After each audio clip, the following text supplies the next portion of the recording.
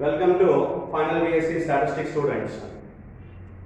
In paper 6, we are discussing unit 4. In unit 4, we discuss lesson 10. The topic is consumer's risk of double sampling plan. The consumer's risk of double sampling plan. What is consumer's risk first of all? It is denoted by PC. It is calculated by probability of accepting the lot with quality PT. What is PT? PT is nothing but proportionate defective items which can be tolerated by the consumer. That is, PT are more defective items which are rejected by the consumer. So such level is called tolerated limit, tolerated probability of defective items. So therefore, with this particular PT, you have to calculate probability of accepting the lot. We have learned the formulas of probability of accepting the lot in the lesson probabilities of double sampling plan. So therefore, if you recollect probability of accepting the lot, which is enough to know the consumer's risk, we can calculate consumer's risk. If you recollect the probability of accepting the lot, if you understand what is probability of accepting the lot, that's enough to calculate the consumer's risk, PC, right? So I recollect probability of accepting the lot. What is probability of accepting the lot is PA. That is to be replaced it is to be calculated at PT. So in the place of P of capital PA, you have to replace PT. Wherever you have P, small p, that is to be replaced with PT. We have to consider now PT instead of P. So this PA is calculated in two particular formulas in double sampling plan, PA1 and PA2. If we add these two and at PT, at small pt, you will get PA. What is PA1? Probability of accepting the lot based on the first sample. What is PA2? Probability of accepting the lot based on the second sample after inspection of the first sample. Hope you understand. Which you have a condition. Probability of accepting the lot based on the two particular things. After inspecting the first sample, then you have to go and consider the second sample. If after inspecting the second sample, if it is accepted, lot is accepted, and that is called for accepting the lot based on the second sample after inspecting the first sample. Such probability we are calculating as PA2, probability of accepting the lot based on the second sample after inspection of the first sample, after first sample was inspected. That is PA2. We have written these two particular formulas clearly, PA1 and PA2. What is PA1? Probability of accepting the lot based on the first sample. Write in the formula as summation D1 is equal to 0 to C1. What is the condition for accepting the lot based on the first sample? If D1 is less than or equal to C1. Do you remember? If D1 is less than or equal to C1, we accept the lot. There are only two conditions to accept the lot. Second condition, if D1 plus D2 is less than or equal to C2. In these two conditions, this is the condition number 1 based on the first sample. This is condition number 2 based on both the samples. After inspecting the first sample, if it was rejected, then we consider the second sample, of course, and then we have to calculate the possibility of accepting the lot, which is nothing but this. If D1 plus D2 is less than or equal to C2, then we accept the lot based on the both combined samples. That is based on the second sample after inspecting the first sample, based on the information provided by both the samples, right? So therefore, if we consider based on the first sample PA1, if D1 is less than or equal to C1, this will happen. So in this we calculate probability of D1 comma P. right? So here we have to replace it T. I am replacing T, PT. Hope you understand? Here plus this is summation, double summation, summation D1. What are the values of D1? D1 is equal to C1 plus 1 to C2. What are the values of D2? D2 is equal to, it takes the minimum value 0, the maximum value is C2 minus D1. You refer this again. If D1 plus D2 come here, D1 plus D2 is less than or equal to C2. We accept the lot. From this, if you calculate D2 is less than or equal to C2 minus D1, you take this particular D1 right hand side. You will get D2 less than or equal to C2 minus D1. What is the maximum value? For D2, it is C2 minus D1. You refer here. And what is the minimum value? If you consider D1 is equal to C2, C2 minus C2 is 0. So minimum value is 0. This one we have discussed. This is nothing but the case where when you consider second sample. D1 values depends on when you consider the second sample. In which the case, if the defectives are lying between C1 to C2, not C1, remaining all the values up to C2, including C2. So therefore C1 plus 1 to C2, not including C1, therefore C1 plus 1 to C2. We have discussed these all particular possibilities in probability of accepting the lot, that is OC curve. Okay, fine. So in which you have to calculate probability of D1 comma P. Here P means you have to replace with T, PT, and multiplied by probability of D2. Next one, D2 comma P. Here also you have to replace with D, PT. Given D1. Hope you understand. This is the formula you have to calculate. Now at PT which was removed, I have substituted PT everywhere. Substituted PT everywhere in the formula. Now by using two particular distributions, I tell you the formula. By using hypergeometric distribution, by using binomial distribution.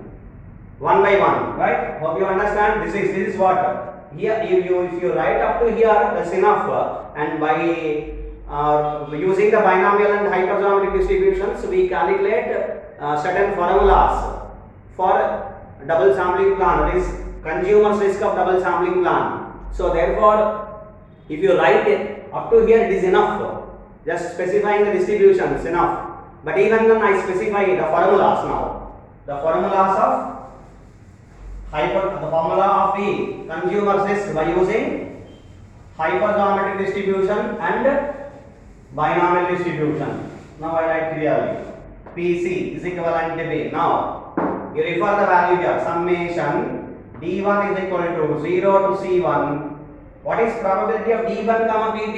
It is nothing but we have. If you refer the formula of single sampling plan, that's enough. To get the double sampling, of course, we have discussed very clearly in the double sampling plan. Even then, I recollect the formula of binomial distribution NPCD of hypergeometric distribution, not binomial, of hypergeometric distribution NPCD multiplied by n minus NPC n minus D divided by NCN.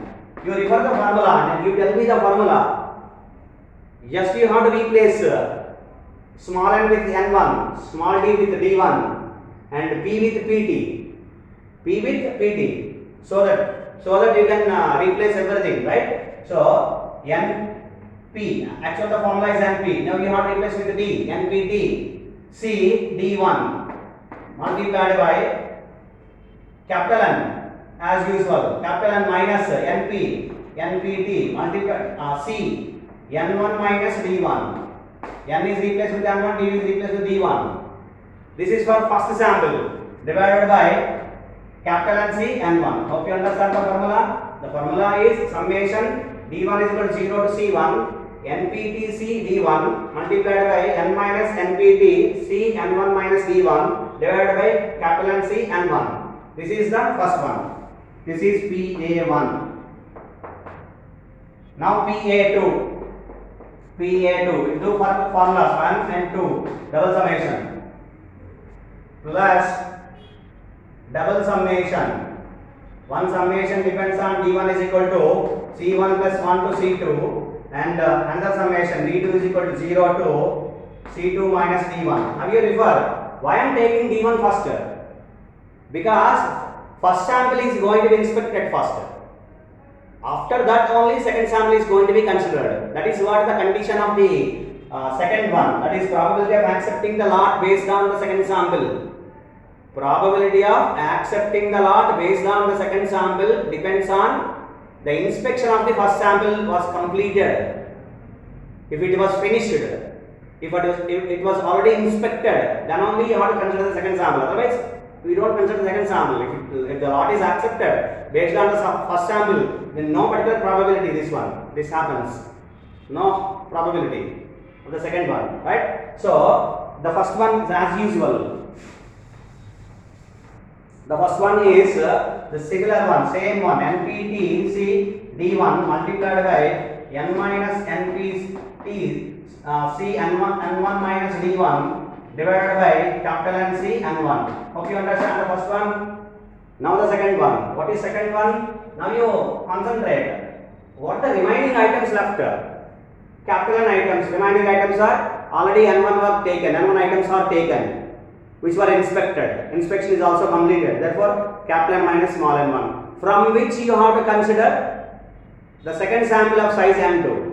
From which you have to consider second sample. So therefore, this is NPT defective items are also reduced minus D1. C, we have to select D2 items multiplied by D2, and you refer the second one. Remaining items are in capital N. Out of capital N. Out of capital N items, remaining items are capital N minus small n1, minus this is NPT minus D1. C, you have to get the remaining items of N2, that is non-defective items. These are the defective items, which are the non-defective items. Defective items and non-defective items, it refers. And how many items remains? Capital N minus small n1 and C N2.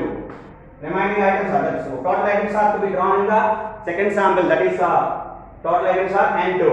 Out of which you have to draw capital N minus small n1, because capital N, out of capital N items, N1 items are already inspected and taken and inspected, which were taken and inspected. So therefore, remaining items are capital N minus small n1, out of which you have to draw N2 items in the second sample, that is N minus small n1 divided C N2. This is the possibility. So therefore, this is probability of D2 given this, that's PA2. This is PA2, and this is probability of D2 given D1. This is probability of D1. So this is probability of D1. This is probability of D2 given D1. This entire thing it is PA2. This is PA1 at PT by substituting the value PT. That is we have replaced capital small p with PT.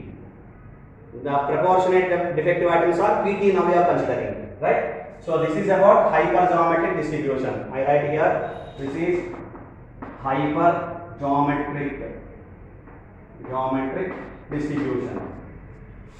Whereas if you now you consider binomial, you write the same formula by using the binomial distribution. So PC, it is going to be calculated, right?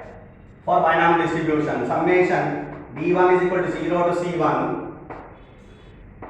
N1C D1 based on the first sample. P power D1, that is P means you have to replace with T, PT, and 1 minus P, that is PT, whole power N1 minus D1. That is about the first one. Now come to the second one. Double summation, same particular values. D1 is equal to C1 plus 1 to C2. D2 is equal to 0 to C2 minus D1. Okay, and then now you write down probability of D1 at PT. So therefore it is N1C D1 multiplied by PT power D1 multiplied by 1 minus PT whole power N1 minus D1. Okay, multiplied by probability of D2 given D1, which is nothing but N2C D2 multiplied by again P2 replaced with PT, P2 power D2 and 1 minus P2 power N2 minus D2. That is what the probability of consumer's risk by using the binomial distribution. This is what for the binomial distribution, the formula of the binomial distribution. Hope you understand. So these are the two particular formulas by using the hypergeometric distribution and binomial distribution for consumer's risk. The consumer's risk of double sampling plan is calculated by using hypergeometric distribution. This is the formula. Binomial distribution. This is the formula. Hope you understand. Thank you.